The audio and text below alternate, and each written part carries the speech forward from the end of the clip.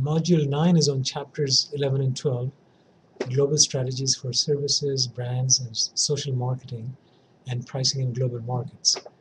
Because of a slight technical issue, I'm going to be talking about chapter 11 only in this video. So chapter 11 is about global strategies for services and brands, and this is what you should get from this chapter. How should services be managed and marketed globally? The behind-the-scene elements of services and the customer contact elements in services. How are they different between the US and foreign markets? Services should be based on customer expectations, the waiting experience, and the service delivery personnel. These tend to be different in different countries, so one should find out what the differences would be for the country in which one is trying to enter. The branding decisions should include such things as choosing the right brand name in a country based on its cultural connotations. Brands could be single country or global brands. There are different advantages and disadvantages of single country brands and global brands, and you should know those differences. Should a company change its brand name locally or globally? What are the advantages and disadvantages to changing brand names locally or globally?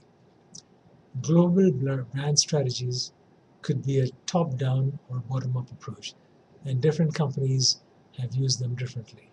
And again, you should also understand the advantages and disadvantages of the top-down and bottom-up approach. What are the 4 consumer responses to global brands?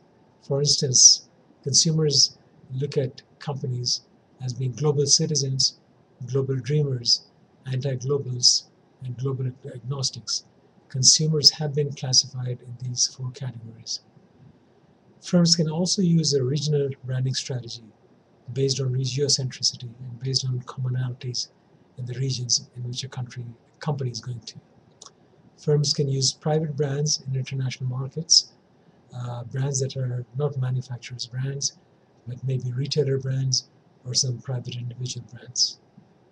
Trademarks and protecting the brand names are important since different countries have different laws on these.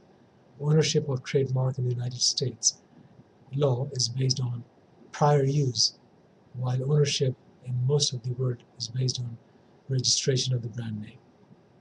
If going to international markets, the best bet is to register the brand name in the World Court or other agencies so that no one can use your brand name and no one can pirate your brand name.